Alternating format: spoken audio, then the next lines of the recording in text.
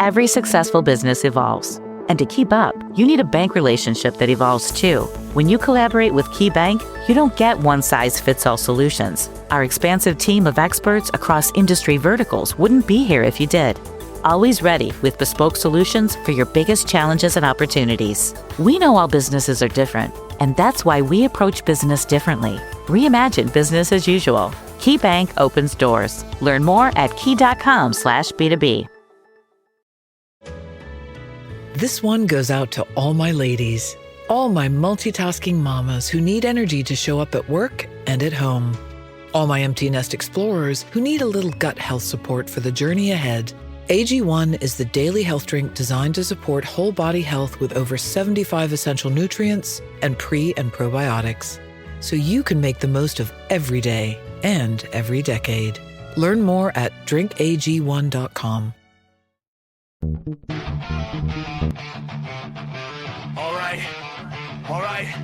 All right. This ain't just a show. This is a platform. Veteran built, battle tested. Welcome to the MisFitNation.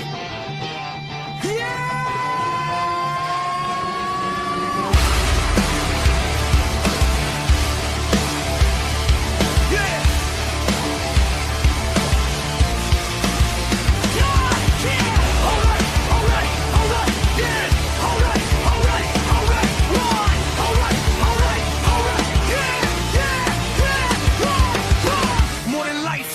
In a room, built from boots on the ground, now we breaking the rules. 2 vets, 1 leader, painting the sound, turn scars into sermons, let them echo around. Authors with truth, musicians with fire, actors backstage chasing something higher.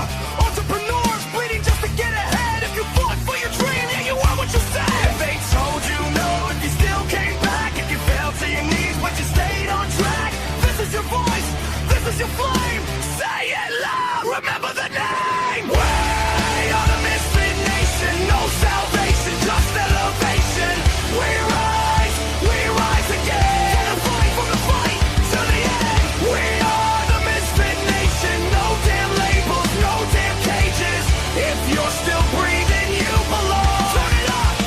This is our song. Yeah. This is our song. Yeah. Veterans standing with ghosts in the chest. First responders running in while the world second guess. Gold star names carved deep in the soul. Your story ain't over, we carry the whole. Coaches teaching mindset, breaking the chains, turning barely alive into owning the pain. Truth over polish, scars on display. If it's real, let it bleed. That's the misfit play. If it's heavy right now, and the dark feels cold. If it's heavy right now, and the dark feels cold. If it's heavy right now, and the dark feels cold. It's stop right now. We're the more than you know. Don't walk alone. Veterans press 1, bring it home. Don't trade forever for tonight. You're still needed in this fight. We're the MisFitNation, built from scars and dedication. We rise again. From the fire, from the fight to the end. We are the MisFitNation. Every voice is fabrication.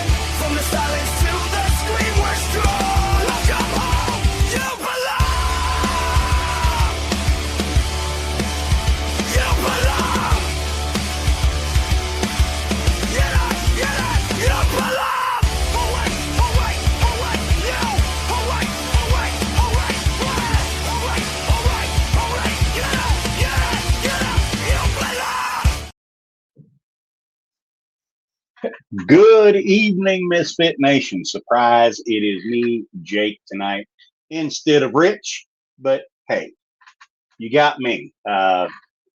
We're gonna sit here. We're gonna talk about great stuff, and we're gonna take your questions. I encourage you to get on there and pop off some questions to us. I have some updates for those of you that follow the MisFitNation and follow Rich on Facebook. Rocky has been found after probably about a week out running around in the wild. He was found today, dirty and nasty. I would say he probably got a bath, got some good food, and got lots of love when he showed up to the house. So I want to say welcome home, Rocky. Now, Misfit Nation, tonight we are honored to welcome back a man whose life has been defined by service, sacrifice, and leadership. Our guest is Chief Warrant Officer for Michael Carmichael. He's a retired U.S. Army Special Forces Green Beret who served our nation for 26 years, including 22 in Special Forces, 10 combat deployments across Afghanistan, Iraq, Syria, and throughout the Middle East. He answered the call to serve before he was even out of high school, joining the Montana National Guard at just 17 years old. That journey eventually led him into America's most elite fighting force, where he spent decades leading soldiers through some of the most dangerous missions of the global war on terror. But tonight isn't just about the battles he's fought overseas. It's about the battle that's happening here at home. After retirement, Michael discovered that many veterans were facing the enemy that couldn't be defeated with training or firepower.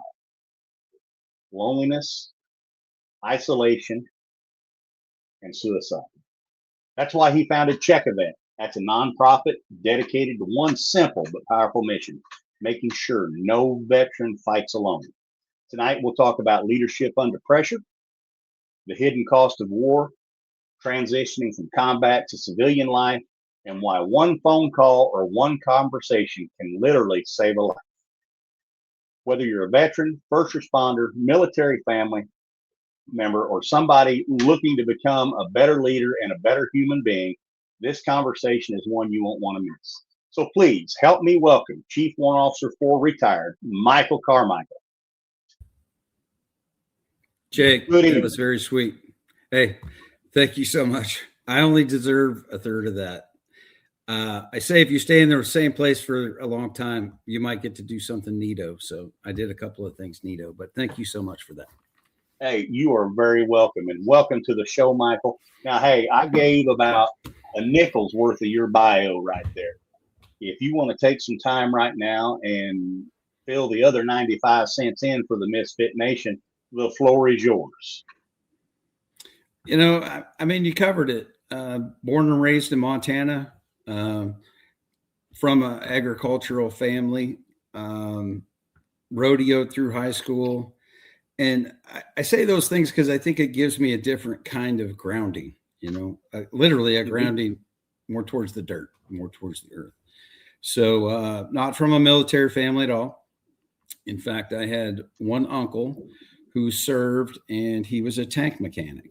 Other than that, father, grandfather, uncles, you know, great grandfather, you know, they were just not in the position where they passed the physical or whatever. So I was in basic training in 1989, and then I was in AIT in 1990. And as we graduated in August of 1990, normally, as you know, Jake, your family comes out and there's a big parade and everybody's happy. And then what? We get to take a couple of weeks to a month and go home and spend time with your family before the Army ships you off to the four corners of the world. Yes. We did not have that opportunity. In August of 1990, when we graduated, we were literally surrounded by a platoon of military policemen. Why? Well, when we joined, we were a nation at peace, right? Mm-hmm. And in August of 1990, that's when Saddam invaded Kuwait. And now we were a nation posturing for war. So nobody got to go anywhere except for the members in the National Guard, because the states actually owned us. Yes. So me and the guys that I joined with, why did I join? I joined the National Guard because my best friends did. And we were juniors in high school. I needed a note from my parents because I was a minor. A note from my principal. I'm not kidding. A note from my principal that said, he's on track to graduate. Without those two things, I couldn't have joined the National Guard at 17. Mm-hmm. So I followed them. Initially, I teased the hell out of them because they had given up their last summer of freedom. Jake, I teased them right up to the point where I knew that I was going to spend my last summer of freedom without my boys, Lance and Becker, twin brothers. So when that finally rolled around on May 12th, 1989, I ate crow, had my 2 letters signed, and went to the Army recruiter. So that's how I joined, and that's when I joined. And so fast forward back to August of 90. Obviously, something changed overnight. Yeah. Not so much for us. We were both, all 3 of us were enrolled in college. So we weren't in any danger of going anywhere, even if the Montana National Guard got called up. But man, to know that the men that I trained with, I say men because I was a 19 kilo. Jake was close. He was a 19 Delta, but he just came up that short.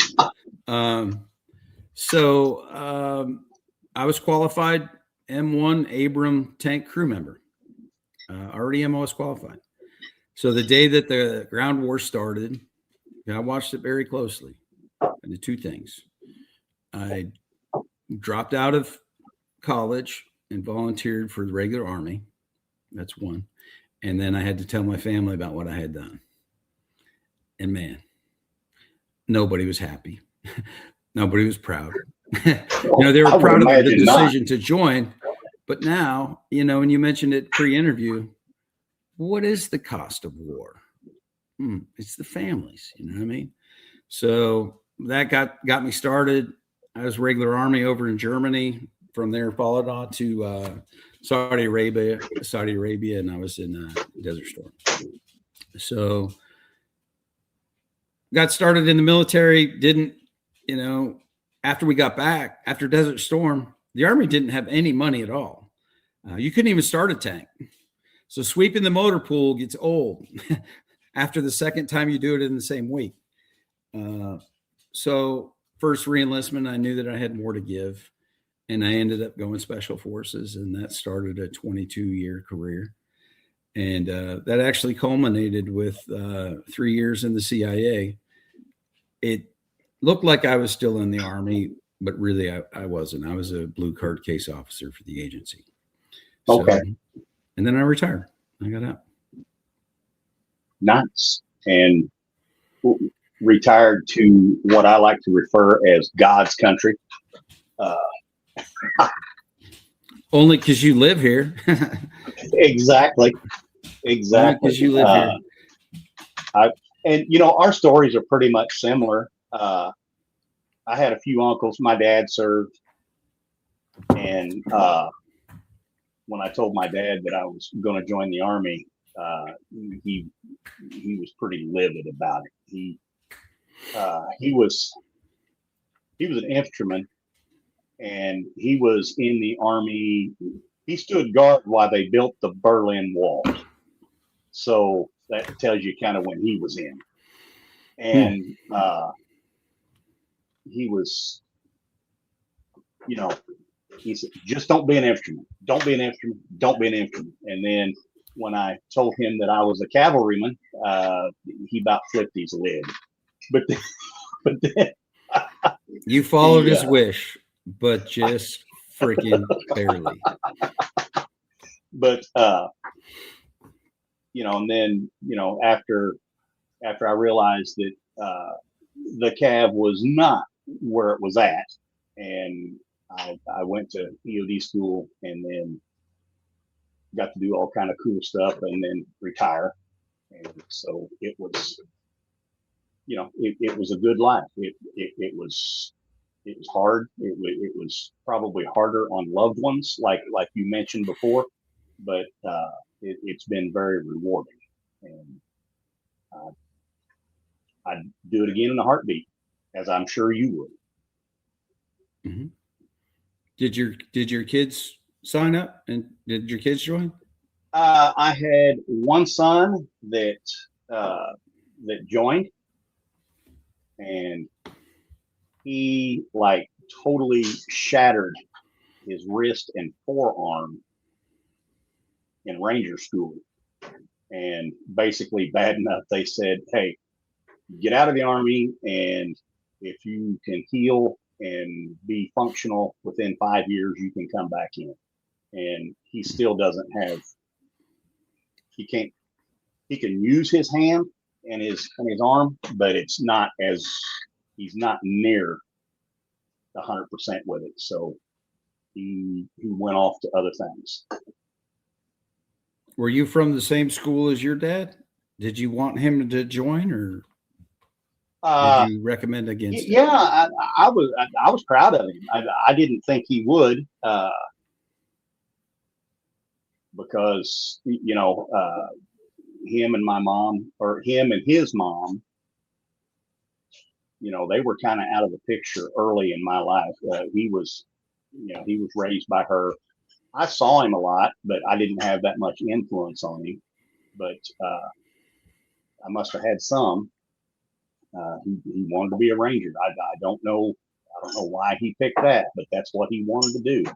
And by all accounts, he was doing good until that happened to him. I'm trying to do the beer math, guessing how old you are, guessing when he might have joined. I think he's close. Did he join pre 9/11 or post 9/11? He was born in 1988, so he that would have been 2000. He would have been post 9/11. Yeah, it would have been 2000. I'm not good. That's why I call it beer man. But I got to tell you, man, any man or woman who raised their hand and volunteered for service post 9/11, certainly my heroes, because they did that with an expectation of serving their country in combat. The meat grinder was on, the meat grinder was on. So thank you for that. Now, any recruiter that's out there and can see this is not going to make you happy. I've told my kids from the time they were very young, if you want to disappoint me, you'll join the service. I'll support it, but it won't make me happy. Besides that, I've given enough service for all of us put together. So, and really, it's the beginning of the end of the family, So. It is. There's probably only, and I tell you what, ground force recruiters are going to hate me for this. There's one service that I tell kids to strive for, and I only say this because I took my niece. She wanted to join the Coast Guard, and I took her down to see a Coast Guard recruiter. And you don't just walk in there and say, I want to join the Coast Guard, and they take you like the other services. That's a job interview. They decide whether or not they want you. And so I tell people to go to the Coast Guard. I love that. What I was doing is AF. I thought you were going to say Air Force. No. No. I tell my kids that because, if you want it the worst, you join the Marine Corps. Like, I love the way this sucks. I'm going to be a Marine. Then if you're like, I don't mind the way this sucks, but give me some tools and stuff to do my job, join the Army. If you want to be on a boat with a bunch of other men, nothing wrong with that. It is what it is. You join the Navy, So, but let's use this Coast Guard enlistment as a soft segue into what I do. Okay, let's do that. Would you believe me if I told you that the highest rate of suicide amongst the 5 services, and I don't know if anybody in Space Forces has tragically ended their life, but I'm sure they have, but the highest branch of service for suicide is what would your guess be? Well, since you're using the Coast Guard, I'd have to go Navy or Coast Guard. It's the Coast Guard. Wow.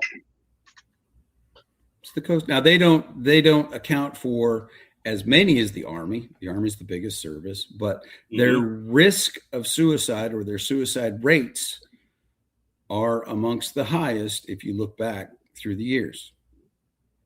It's kind of weird, isn't it? It is. Demystifies, it proves one of the most, snap judgments about veteran suicide. And I see it all the time. And they say, I ask them, who's more at risk, combat veterans or non-combat veterans? Oh, combat veterans, because of the stuff they've seen. It's non-combat veterans. How else would the Coast Guard be the highest? And then later, if we have time to talk about moral injuries, if you please go to our YouTube channel. It's Checkavet 365 at Checkavet 365. You'll see me. I'm out in Hawaii doing an interview with a guy, and the point of the interview was I'm always looking for an interview, just like you guys. It's not just about content. I need purposeful content, and so I did an interview about this because I can't have empathy for it because I went to combat 11 times. You shorted me one in the intro, but that's all right. Sorry about that. I guess we'll the blame one the producer didn't count. It's okay. But, finding good interviews. So I can't have empathy for a non-combat veteran because we're not in the same boat. But I can have sympathy for anybody, especially non-combat veterans. So it was about a 45-minute interview. I thought it was good, but where he broke me down, when you see the Ray-Bans come down, Jake, I'm crying, bro. I asked him, I says, well, nearly in the end, purposely, I says, well, how does it make you feel to join after 9/11, give your service, and never go to combat? He looked at me, he says, man, I feel like a failure. Are you kidding me? All the other shit that we have on our necks, you're going to put on top of that, feel like a failure? Wow. So in this suicide prevention model, which really honestly started with me, you share my bio and my service and where I retired. That's a good setup for what had happened to me. I went from all of that stuff, the guys telling me that, they were still following me. I think mostly out of curiosity what the ding dong's going to do next. My commander still trusted me enough to put me in charge of people. And, I was at the top of my game. I just came back to 5th Special Forces Group from the agency. And I'm like, no, I'm going to retire. But I didn't have a good plan. So I went from all of those things to literally putting a dent in my bed. And I think that this will resonate with a lot of veterans. I would burn up my time. I couldn't wait for nighttime to get there so that I could, reasonably be asleep, even though I was sleeping most days. Watch stupid Netflix series on stupid stuff, just to kill the time. And I was very depressed, absolutely isolated. And I had suicidal ideology, half because of my situation, but the other half because of the way that the military sets up your life insurance as you separate. Okay. When I got out, everything I touched turned to shit. I was disappointing my family. I could no longer provide the same way that I had while I was in the service. But man, we're smart, right? We try to figure out ways to get out of shit or to take care of our family. And the reality of it is, and I hope to affect change with this, and with a guy like Chris Miller, who was Trump's Secretary of Defense from his first term, his last one, I hope to do that. But so if you die in the first 6 months after you separate, it's like your retirement didn't count. Did you know that? I did not. You still get you still get the 400,000 life insurance. You still get the death gratuity, and then your family goes back to all of the benefits that you had when you were in the service. So it's like, man, and suicide is so often mischaracterized as always a selfish act. It's not true. In that circumstance, suicide is a very selfless act because you're putting the well-being of your family amongst yours. But you have to ask yourself. You have to ask yourself though, when you're doing that, would my family rather have me around and struggle a little bit financially, or have this big paycheck but never see me again? You know, you got to kind of ask that too, because I mean, you know, if you're weighing stuff out and thinking about it, you need to ask that question. Now, right. The current Mrs. Holland would probably say, let's struggle a little bit and keep you around. Number two would definitely been like, where do I sign to get my check? So you're right. And that's the support that we have or don't have. And, you know, if you look at the mortar that binds veterans to their families, it's so fragile, man. And you think that especially families, neighbors, loved ones, like, you got to realize we owe everything to veterans. Well, I'm a Christian, so I owe everything to Jesus and veterans, right? Yes. So be patient, have grace, quick to forgive, all that, but keep your freaking arms around your veteran. So, I mean, I was feeling bad enough. I still had, the wherewithal to reach out to my, she wasn't my ex-wife yet. We were working on it though.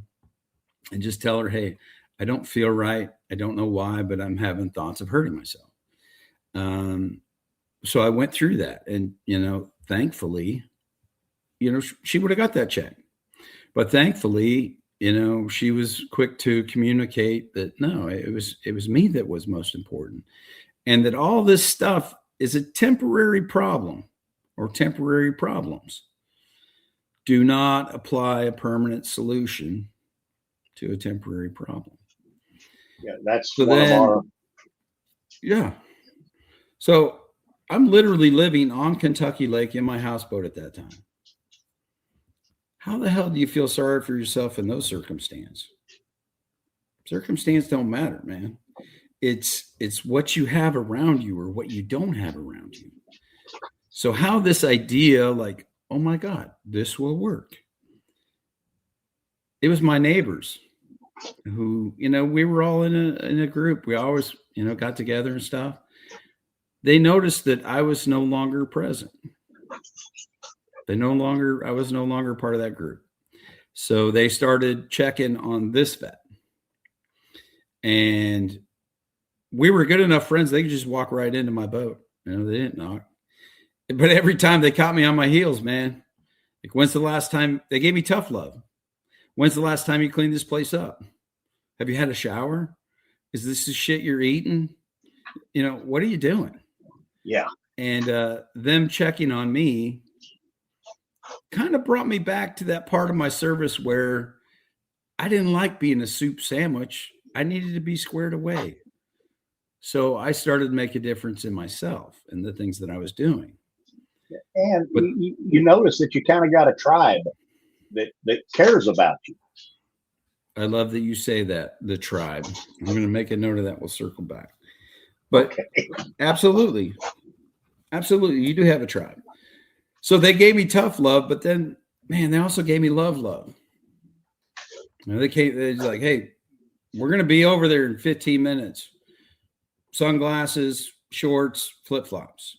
We're going out on the pontoon boat. You're coming. Not, would you like to come? Because that kind of sets you up for, no, I don't want to come. Like, yeah. We're going to be there. You're coming. Fine, I'll come.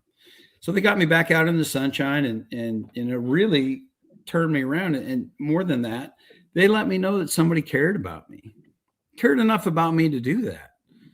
Not once, not twice, not a text, freaking be on my porch. You know what I mean? And look after me and take care of me.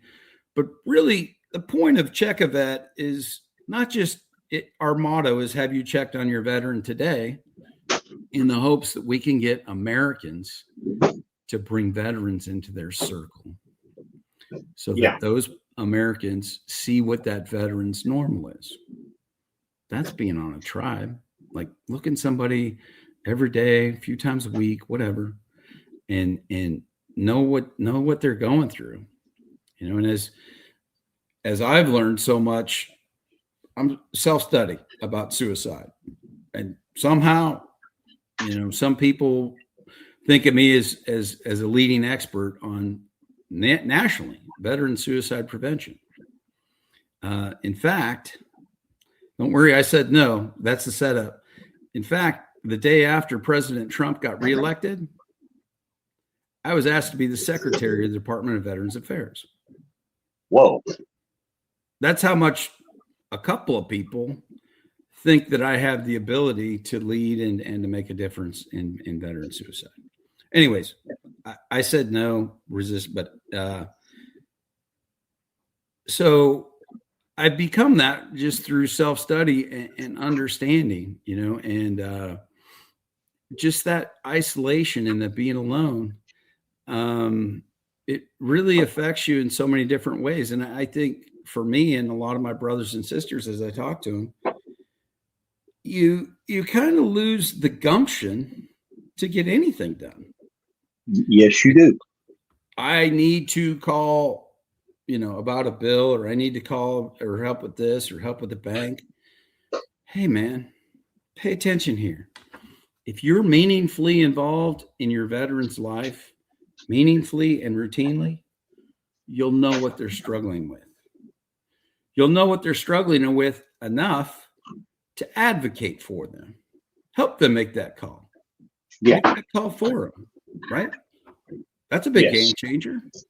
You're showing love, you're showing help, and you're showing that you care. Yes. It was those things that made a big difference to me. All right. Hey, I'm going to cut right there. Okay. Hey, I was getting ready to pop this up. From Selena Shear is here. There was a guest on here a couple weeks ago that said there is a rash of suicides in the Navy. What are the actual numbers, if you know? Suicide reporting is so jacked up. In active service, I think that the numbers are manipulated way more than they are amongst veterans. To qualify that, right? If you Google veteran suicide, like how many veterans have ended their life since 9/11, what you're going to find is 30,177. Really? Wow, that's a lot, right? 30,000? How much would you have thought it was? How many veterans do you think have ended their life by suicide? We'll circle back to the Navy thing here in a minute. I would probably guess between 30 and 40,000. Right. Or maybe between 40 and 50. We'll go with that. That's a lot. And it's a lot when you consider in combat since 9/11, the United States has only lost, with what we got going on in Iran now, it's like 7,100 troops and contractors. So, man, that you're talking about 5 times the amount of troops we've lost in combat. This is where the manipulation comes in. Does the VA have a number? Does the VA report how many veterans we've lost to suicide? I'm sure. Do they not? They do not. They do not list a total. They list in the middle of their report. I like the data that you have there. that you just came up with. So in the middle of their report, they'll give an annual answer. So if you can do math, which I did, once I found the appendix, because it was hidden. Now I like to hope it was the squeaking that Chekovet did in the lack of the data being convenient to find.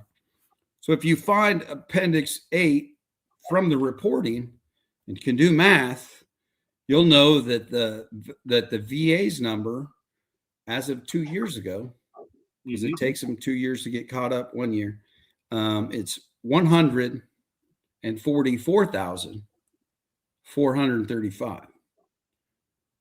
Now, I got a question to ask about that. Those are provable. This was suicide. But then you have the outliers. How many do we have that were ruled as accidental overdoses? That's not considered suicide. Any overdose, even if I do it purposely, not considered a suicide by the VA. Automobile accidents, or accidents, where somebody hits a tree going 120 mile an hour. Single vehicle, high speed accidents that don't injure anybody else. Yeah, those don't pass the sniff test. Something was wrong. That no brake marks before they hit whatever they hit. Something. If you fall off a bridge or a cliff, not a suicide. Yeah, you just fell. These are called, that would be a non-natural death. That's how the VA classifies them. Drug overdose, not a suicide. And you have the data in front of you. Is this somebody who was trying to get high, or was this somebody swinging for the fence? What's the blood alcohol content of the drug that killed them? Yes. We can be thoughtful. If they find you in your garage with your car running, that's a non-natural death. Like, you might have forgotten to shut it off when you came home from work. See the problem? Yes. After those things are excluded, that's where the VA comes up with 144,435. So now let's talk more about what are the real numbers. And these numbers and these reporting problems are the same, I think, worse for active duty. So there was a Bristol Myers Squibb did a grant to the American Warrior Partnership, and they did this study called Operation Deep Dive. Okay, Operation Deep Dive looked at 5 states over 7 years, looked at every single death, and then they had to figure out, was this a veteran or was it not? They proved that the VA's number was underreported by a factor of 2.4. What? So that 2.4 factor times the 144,000, 360,000 American heroes. That's 50 suicides, 50 to each service member and contractor we lost on the battlefield.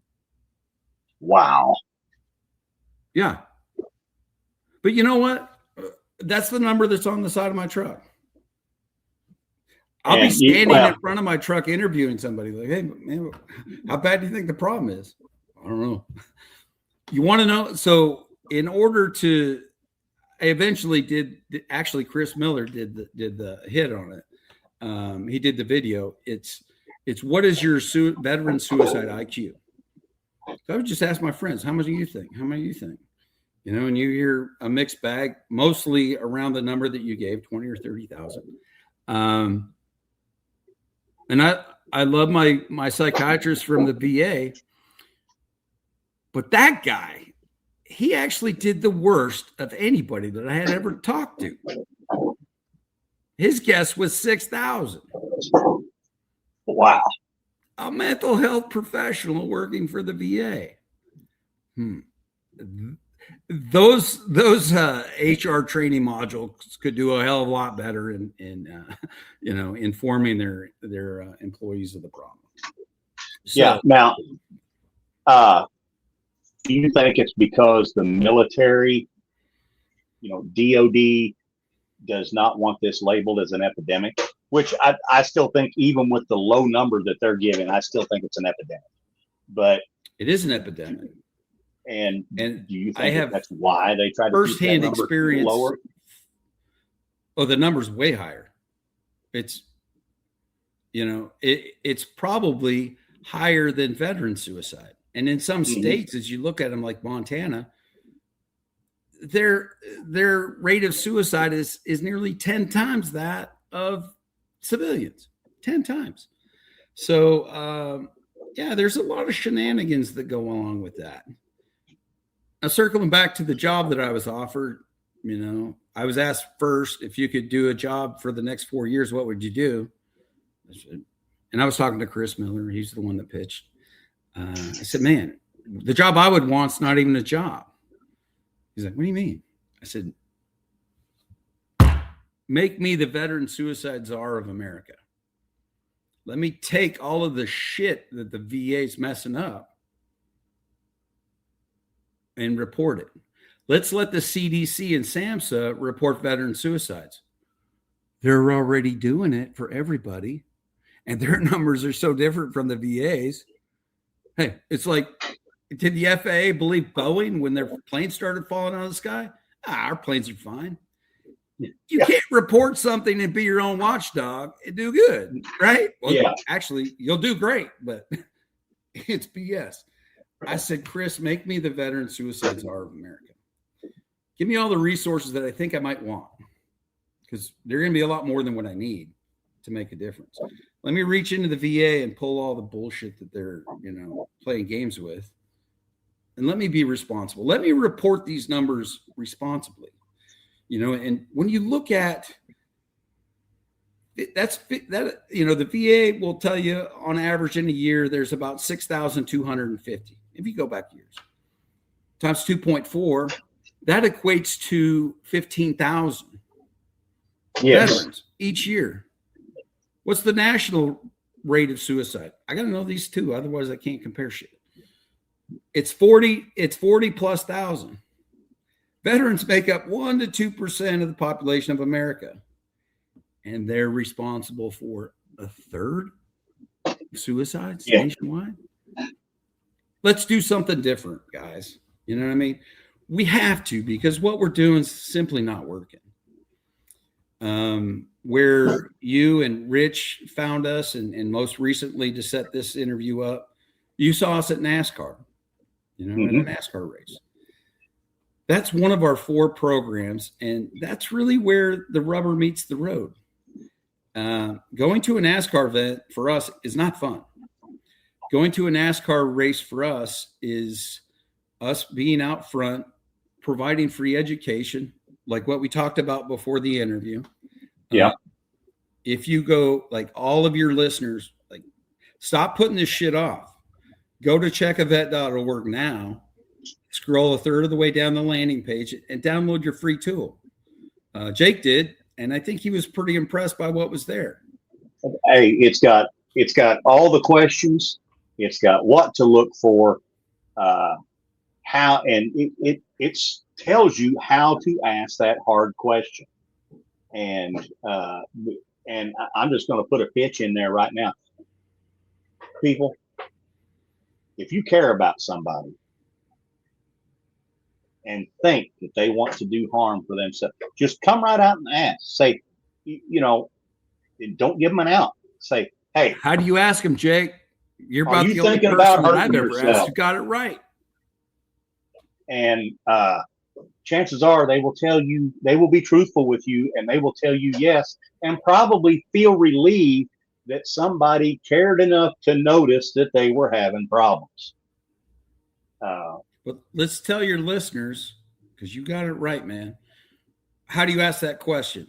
You think I'm in crisis or having problems? How would Jake ask Michael the hard question? I'd be like, Mike, I've known you for a few years now, or however long we've known one another. You're acting a bit off. Are you thinking about hurting yourself? Yes. That is how you not yes to the question. That is how you ask the question. Don't form that question in a negative context. Like, you're not thinking about hurting yourself, are you? Or you would never hurt yourself, would you? Because that gives the guy or gal an out. Like, nah, not me, never. But you're so right about what you said after that. At NASCAR or any of the events that we go to, to provide free education, to raise awareness to how bad the problem is. I don't know why, but so many people come to me and they've never told anybody that they're feeling suicidal, but they'll tell me, like I told you, sometimes I can hear it. Or I can smell it on them. So when they do, you're right, man. They feel relieved. They feel relieved that they actually told somebody, right? They feel relieved that they actually told somebody. It's just like, it's like anything else. You do something so bad, so reprehensible that you think that everybody's going to hate you. You're the only one that knows that you did it. And so you have to, once you tell somebody what you have done or what, it's like a weight is lifted off your shoulders, and you start climbing out of that hole right there. And that's just me. That's the way I feel about it. The numbers show, the data shows, I'm a data weenie, man. I went from breaking shit and hurting people to save Americans and American interests and Iraqis and all that. So, man, I'm a data weenie, and my only aspirations is to know more data so that I can be educated in trying to convince people. And, if you go to our YouTube channel, check Vet 365 at YouTube, find the video numbers. Chris Miller actually does that. He sets it up. And actually, that's better than Suicide IQ. Anyways, for every suicide, there's about 12 people seriously admitted for a suicide attempt in the ER. There's about 27 people hospitalized, and it goes on and on and on till, like, for each suicide, the data shows that about 264 people consider suicide as an out. So you do 264 times 40,000. There's a lot of people thinking about suicide.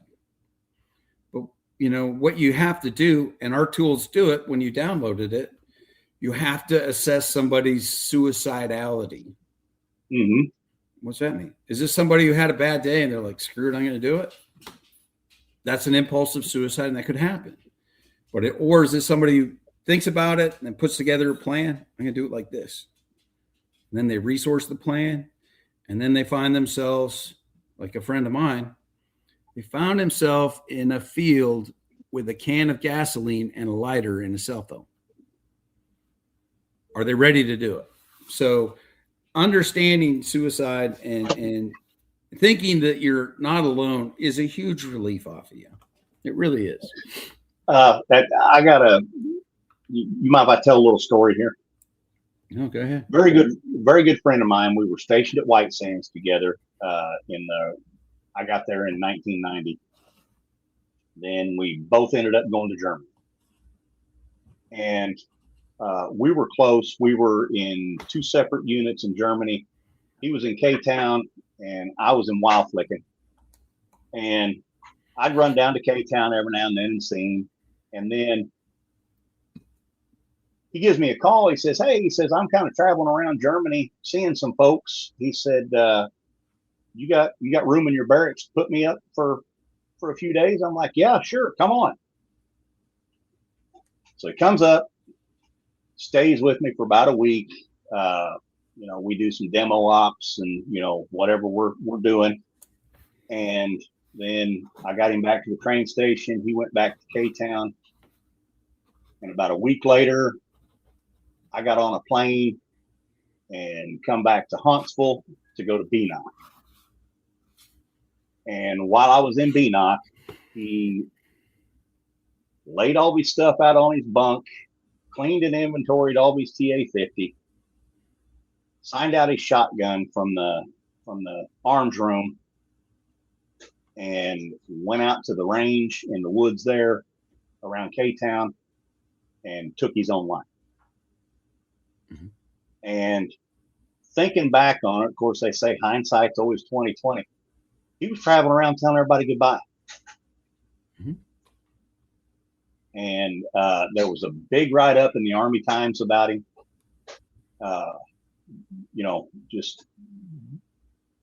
And his name was Randy Allrand. And that one stuck with me. That one, I should have saw the signs, but we weren't doing all the training back then for all this. But as a friend, I should have saw the signs, and I did not. Those are pretty subtle signs, though, man. And what you just talked about, you ain't gonna find that in a book. That is a very nuanced. I normally, in conversations, as I do a lot of what's called the suicide autopsy, and again, go to our website. You'll see me interviewing a Black veteran. He was so amazing, and he told me about his whole. He took that bottle of pills. So I say he killed himself. Yep. But God wasn't done with that guy yet. So he woke up feeling fine the next morning. But anyways, when you look at that, it's hard to go back and play it again. But was he in those conversations talking about things like, I won't need it anymore? Or a lot of times they'll give things away. But normally there's something in their vernacular about the way they're talking that kind of closes the door on much of a future for them. And that's the nuance where you got to go. Whoop. But yeah, what you're telling me, Jake, that's a tough one. That's really tough. Compare that, go back to NASCAR. We're there. One, we're there to raise awareness, but two, we're there to talk to people and hear their pain, hear their stories, and try to find interviews like the ones I'm talking about. But some Americans think that it's going to happen to their veterans, so they just accept it, even when they're still alive. Yeah. I had a dad tell me about his daughter. He said, "Yeah, this is what I hate. I hate it. Nobody saw it coming." And I'm hugging and crying with the person, but inside the back of my head, I'm like, "Yeah, you didn't see it coming because you didn't bother to see what the problem looks like. You could have spent 5 minutes on my website. You could hit that QR code right there and see what it looks like. You didn't care what it looks like enough to not do anything." So this guy was the same thing. No one saw it coming. And then he says, "Yeah, I mean, she told us that she was suffering. Nobody saw it coming.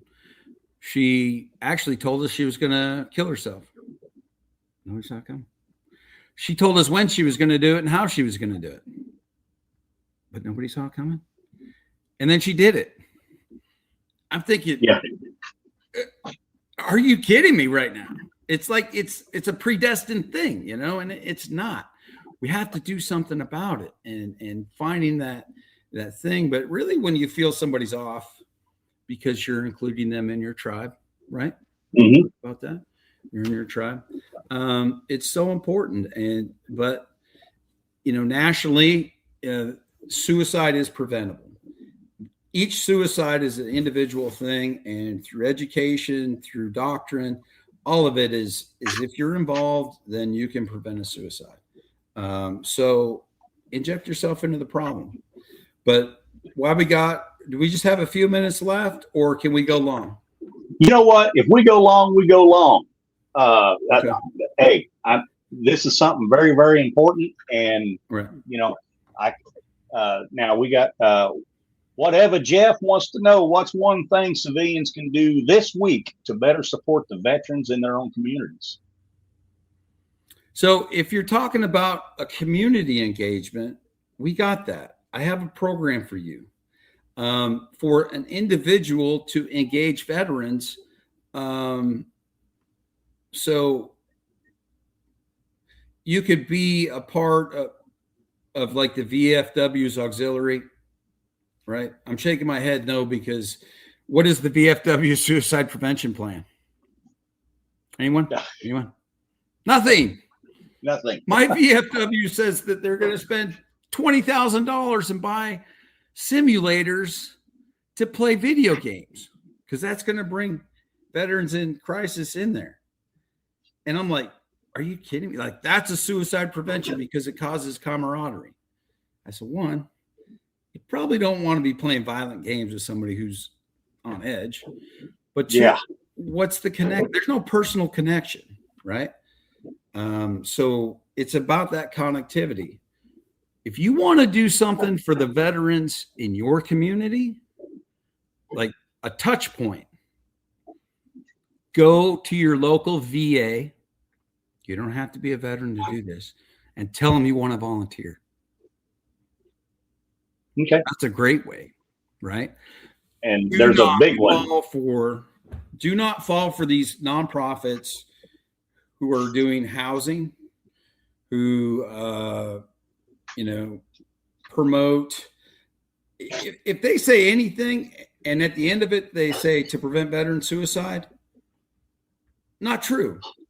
They're doing that anything. They're doing houses. They're doing dogs. They're doing, equine stuff.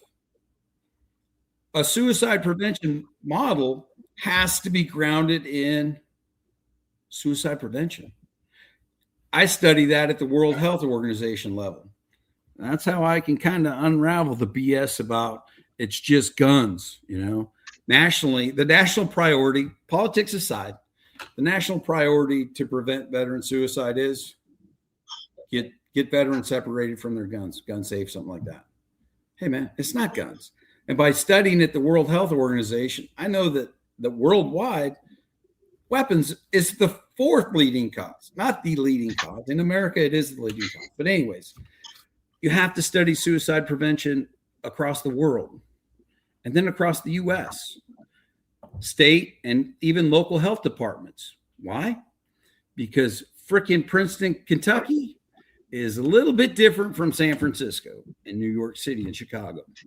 Yes. What's relevant where they're at.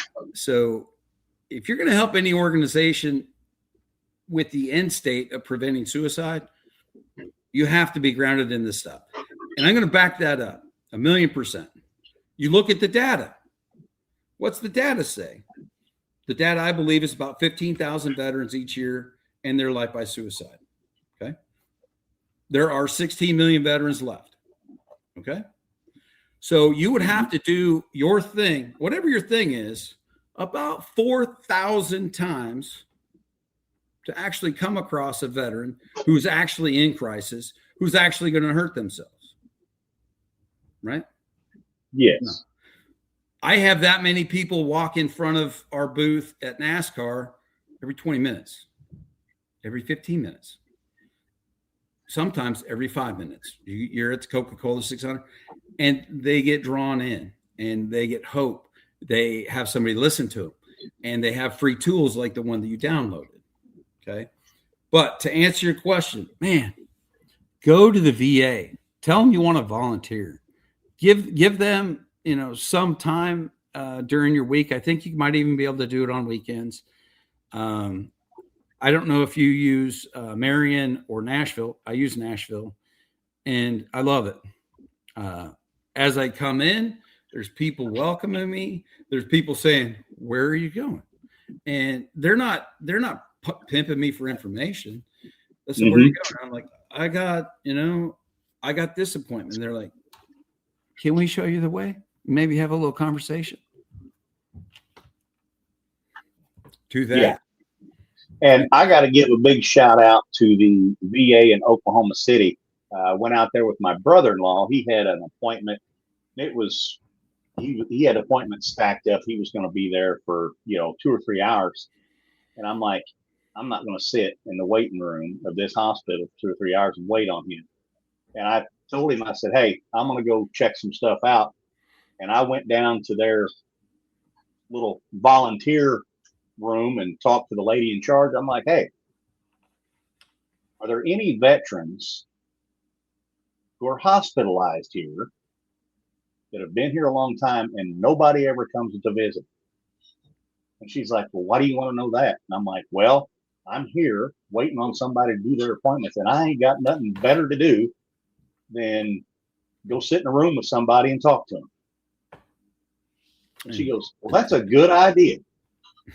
So she sat me down with some old retired colonel that was bedridden and we sat there and we talked for about 2 hours. Had a blast. How happy was he? He acted like he was happy. So, So that's a good way. Now, let me talk about some of our other engagements, our other programs, because you have to know with Check a Vet, with any nonprofit, resources are the volume knob to your mission. Okay. Mm-hmm. You can have the cure to cancer. If you're a nonprofit, if you can't market your programs and let people know, hey, I have the cure to cancer, you're never going to make a difference. So one, you got to have resources. This summer, the CFO, Chief Financial Officer for the National Fallen Firefighters Foundation, moved beside me.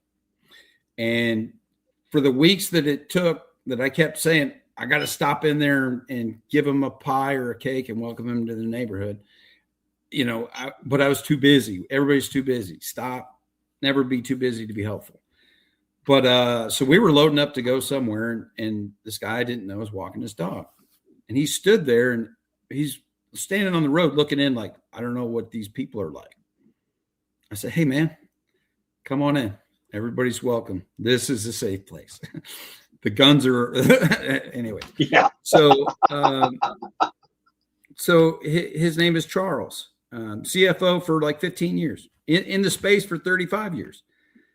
And he said, I want you to know that I looked into your nonprofit.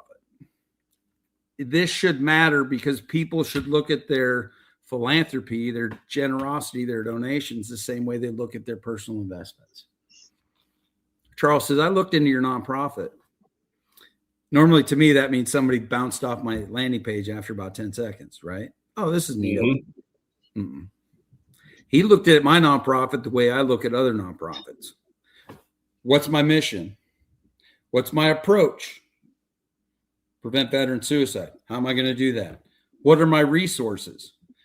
That has to equal your impact to humanity. If you're doing a good job, it will. If you're not, I don't want to offend anybody. These are facts. Breast cancer awareness, right? Let's all wear pink and let's all raise awareness for breast cancer. It's the Breast Cancer Foundation, National Breast Cancer Foundation. Originally in their mission statement, it was to find a cure for breast cancer. Okay. How long has that been around? 35 years? It's been around a while. Their mission was that. Find a cure and prevent breast cancer. What was their approach? Well, everybody wears pink and think about breast cancer. And God forbid, if you lose one of your family members or friend to breast cancer, we hope that they'll donate to us. That's their approach. Everybody wear pink. What are the resources? Over $1 billion. I think they're close to 1.5 billion. Mm-hmm. What's their impact to humanity? Have they prevented breast cancer? Have they come up with a cure? No. Their impact to humanity are these two things. Get them squeezed earlier in life and more frequently, and hopefully you won't get it. What did you do with all the money? Jake, you and me are smart guys. I think we could have figured that out over a cup of coffee. Yeah, and that's probably what's mushy is their approach. What's your mission? How are you going to do it? Right? And this is probably a conversation for for a different evening. But I've got my opinions on why cancer's not cured yet. But never work yourself out of your job.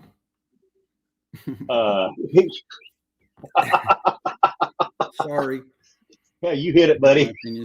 But no. So Charles says, no, I looked into your nonprofit, and I want you to know that you are I've never seen another nonprofit as fiscally responsible as Check-A-Vet. He said, you're responsible to a fault. And I knew right away what he was talking about. If you go to our website, all nonprofits are required to disclose their financials on their website with a link. Mm-hmm. So he said, you are jeopardizing everything that you do because you're so responsible. And I said, yeah, it's because I put our ledger every year. I put our entire ledger on the website. Nobody else does that. He said, you're responsible to a fault. And I said, yeah, it's because I'm afraid to death of this money. But I want people to know when they look like you looked, I'm doing the right thing with my resources, my mission, my approach, my resources. Now help me turn it up. He said, I want to volunteer with you 8 hours every week. He's retired and be your CFO. Wow. Awesome. You ain't going to pull the wool over on a guy like that. So no. Understanding that what your money is doing when whoever you're giving it to like that. And now I'll take however many seconds it takes and bust out the Wounded Warrior Project. Right. I've given briefs once I gave a brief in Western North Carolina to 2,000 people, and they were all excited. It was a Veterans Day event. And man, this community really got together, all of them, VFW, American Legion in the same room without a fight breaking out, all this. And I'm like, this is how all communities need to be. So please raise your hand if you give money every month to support a veteran nonprofit. All these hands go up. I'm not surprised. I do this a lot. I said, all right, put your hands down. Raise your hand if you donate to the Wounded Warrior Project. At least half or more of those hands shot back up. I said, that's incredible. You guys are very generous. Thank you for looking after veterans. Actually, the Wounded Warrior Project only helps veterans who are post 9/11. But anyways, let's put them back down. Raise your hand if you know a single veteran that's actually been helped by the Wounded Warrior Project. No hands. No hands. They're fundraising. They've already been in trouble for it several times. Anyways, please know any penny, and every penny is precious, that you guys donate to Check-A-Vet. Hey, man. The first person I got on my board was the Secretary of Defense, Chris Mill. I'm surrounded by PhDs, and I'm terrified of the money, so I'm going to be overly transparent and responsible. It's kind of like, if you think back in the day, in Iraq and Afghanistan, if you've ever had to do for it, you signed for that foo money. I'm not under investigation, am I? No, neither am I. SF guys do that a little bit different. Well, we got to make shit happen. Yeah, I completely understand. My camp in Eastern Iraq had 10 Americans on it. We figured shit out. Anyways, so you're talking about the foo and the poo. I got it. Yeah, and we was told that spend all of it you want, but you got to have receipts for it. I tell you what, I stuck that stuff in the safe, locked it up, and turned it in just like I found it. Yeah. I spent millions, man. Millions. Hey, I just had a receipt for it all, Jake.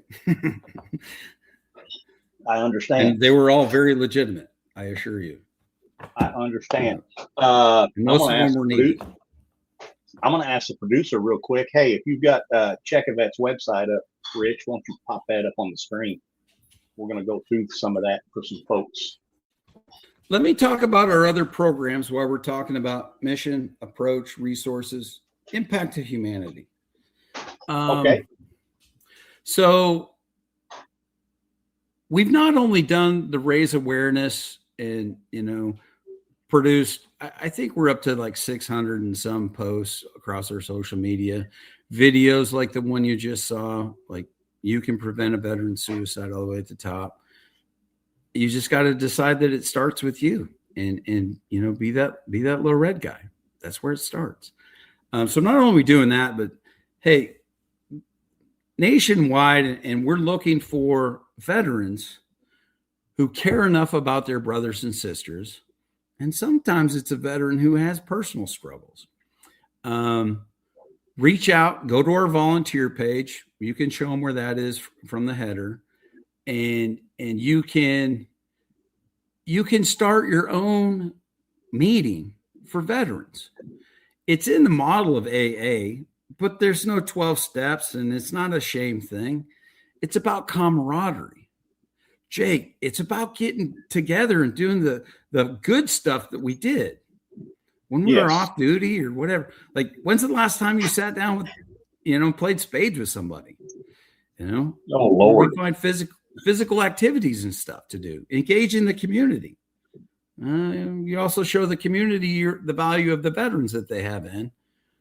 And you can tell them that veterans bring in about $25,000 on average for each one. So you might want to treat them better. Yes. Yeah. So create a safe space. We call it Team Room. We will extend to you our 501c3 status. We will help you market the thing so that you can actually find veterans. And directly, we'll work with you to make this a success. Think about where you work, think about your church, think about, the groups that you're in. Find 10, 12 other veterans and start doing this. Jake, you're from Princeton, between Princeton and Katie's. How many times do you go into a restaurant and see that big group of farmers? Yeah. And most of them are veterans. That's it. That is it. That is their tribe. And you bet your ass if one of those guys misses the meeting or misses the get together, hey man, you what's going on? You all right? They're organically doing it. So let us help you with your own team room. If you're a veteran and you're tired of it and you want to do something, know in advance, this is hard stuff and it's going to take your time. Okay. But we deserve your time, fellow veterans and civilians. So team room, what we do, raising awareness, providing free education, 1, team rooms, 2. If you're a civilian with a veteran in your life, I need you to be a part of Operation Safe House. Okay. Safe House is a private group on Facebook whose whole purpose is to share their experiences, what works and what doesn't work in how they take care of their veteran. As I tell my friends and, my peers from when I was in the military, and now if they're not out, they're, 3, 2, 4-star generals and, senior enlisted. I love to engage them at a formal or some kind of event where their wife's there. And I'll look them right in the face and I'll say, sir, what's special about Checovet is it's not for you. I'll turn to their wife and I said, this is for you. Because frankly, you don't have the tools that you need to take care of what's left after this guy's service.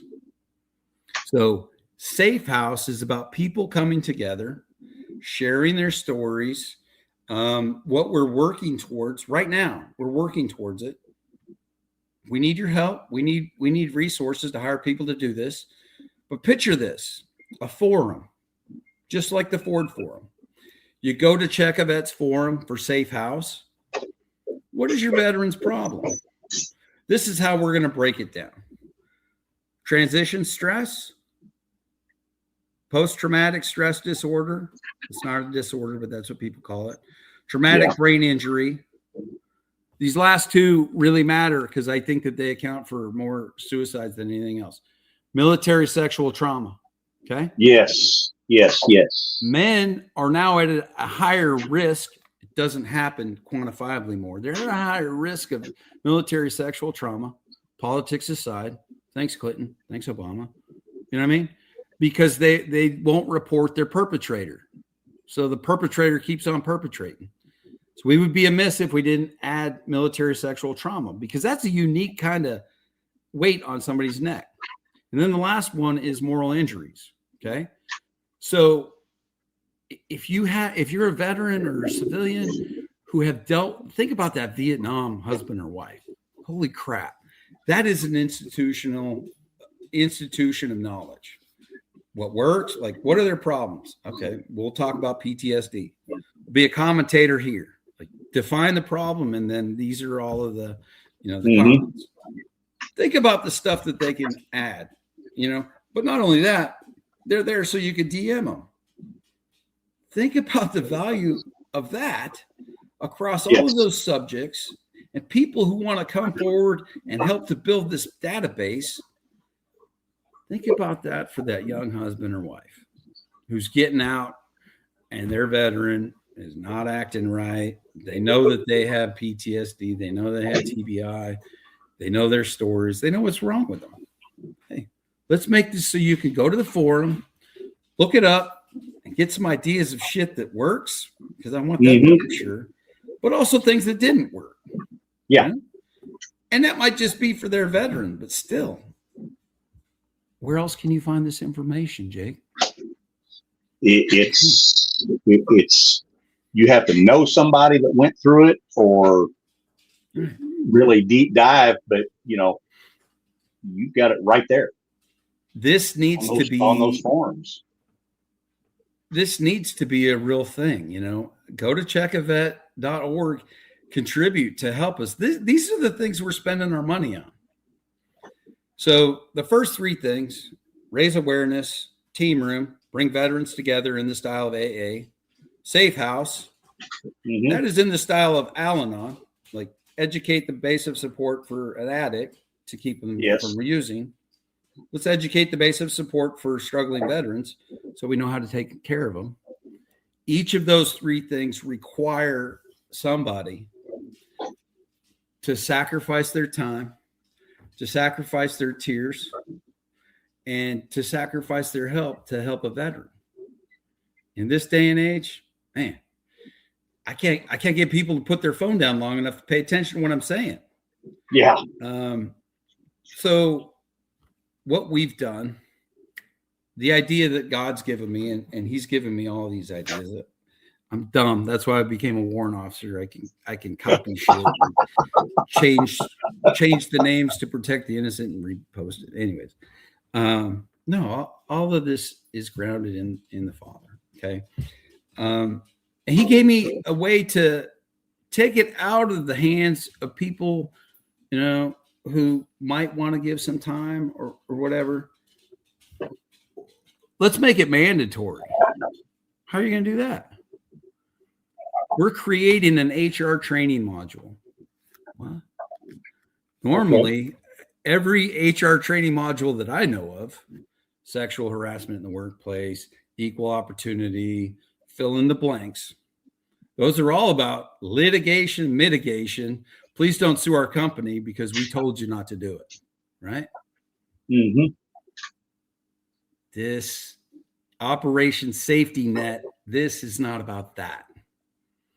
This is how employers invest in their employees, especially their veterans. We're trying to market towards, industry with a disproportionately high percentage of veterans, like the trucking industry.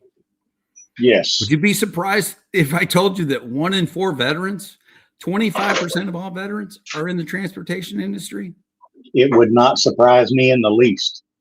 That's the data. Okay. What's the problem with the industry?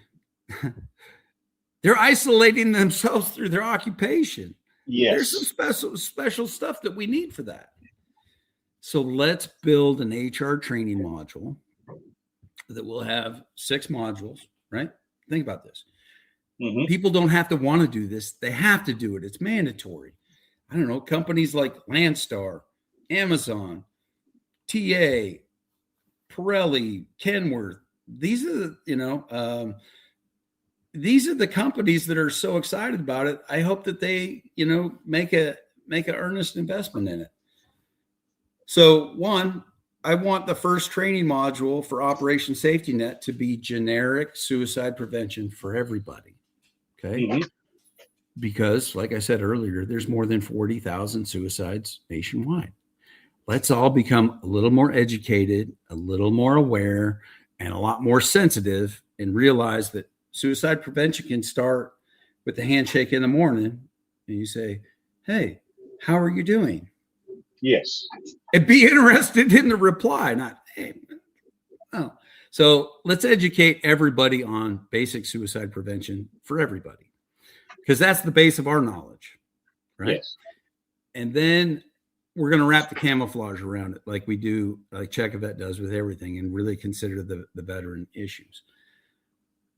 It's the same sequence, The next module is on transition-related stress and the unique suicide risk factors that brings in and how they present. PTSD, TBI, military sexual trauma, and moral injury. Each one of those is a module. You'll walk away understanding, at least having a general understanding of the problems and the unique sets that each one of those has. Man, I hope nothing else, you just become a little more aware and don't be afraid. Like the first thing we talked about, Jake, don't be afraid to ask that question. That's right. Contrary to popular belief, because it's not grounded in education, you are not going to put a suicidal idea in somebody's mind by asking them. No, you are not. You are not. The data, the research, and the education shows that that's not true. So those are the 4 things that we're doing. But man, we need help. Know that we're financially responsible to a fault. I will show you every penny that's come and gone in the last 5 years. I will put that out right now. I hate to say it. A lot of people like to hear it, but they don't understand the problem. I haven't paid myself a penny in 5 years. In spite of my board trying to pay me, I don't think we have the resources to pay me yet. God forbid anything happened to me. Good luck finding somebody else who has this much time, this much willingness to self-study and all that. It's sabotaging to any mission. Nonprofits need to attract talent. You can't attract talent if, well, hey, come on, you're awesome. You're going to volunteer your time. It's not a thing. But you will see in there that nobody has received a paycheck. I had a bookkeeper that got a couple $100 a month because I didn't want to deal with that stuff anymore. He was on a 1099. That's it. So I completely understand that. Well, hey, we are probably getting close to where we need to start wrapping up here. Did we answer all the questions? I get to rattling on. I hope I'm entertaining, but at the end of the day, I just rattle on. Did we answer all the questions from and comments from your viewers? I think we did. The producer did not throw any up, and I do want to shout out real quick to make an announcement.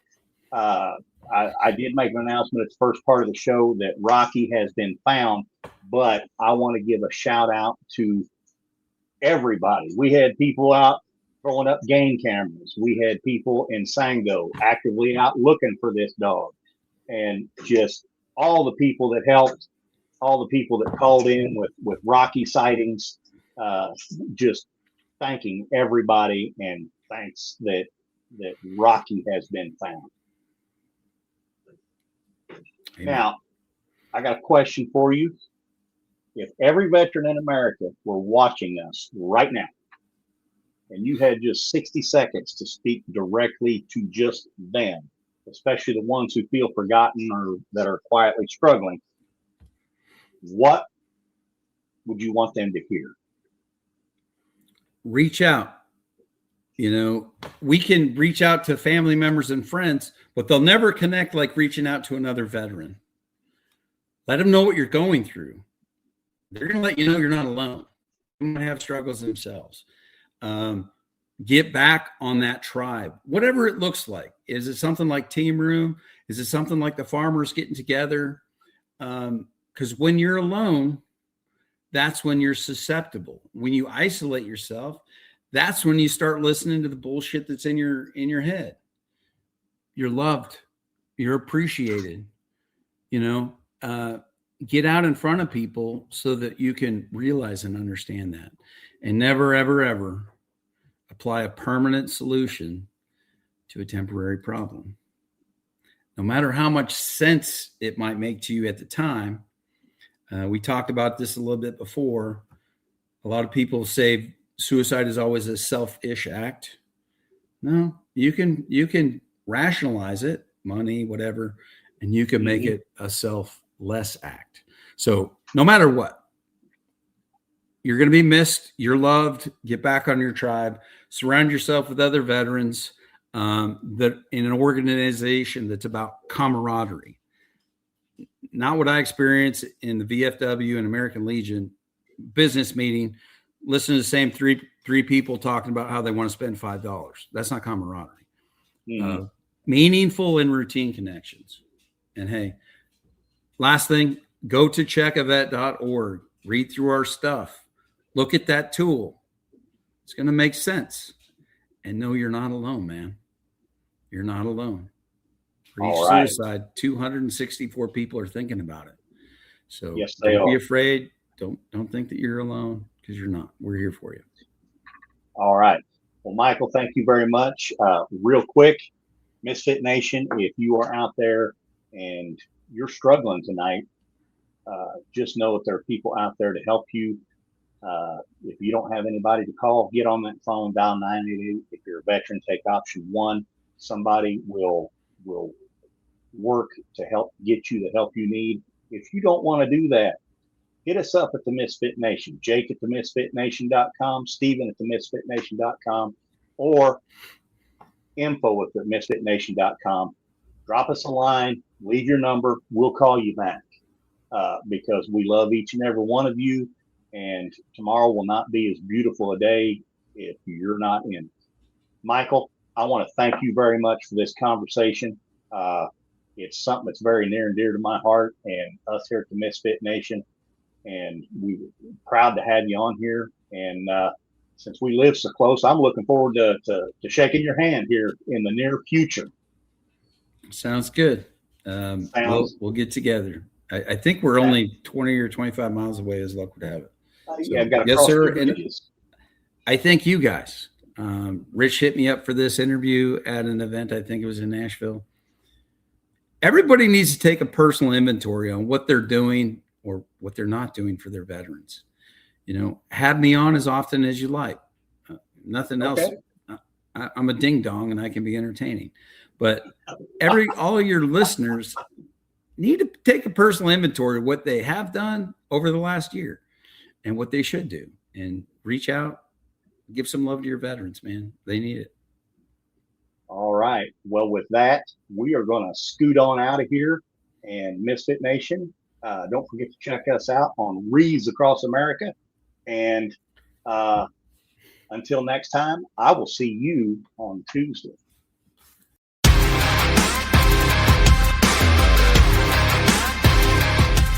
Thanks for checking us out and being a part of the Misfit Nation show. Don't forget to visit our website at themisfitnation.com. That's themisfitnation.com. Check out all our past episodes and get some of the great Misfit Nation gear for you and your family. As always, be humble, stay hungry, and keep hustling, because we are Misfit Nation. Misfit Nation.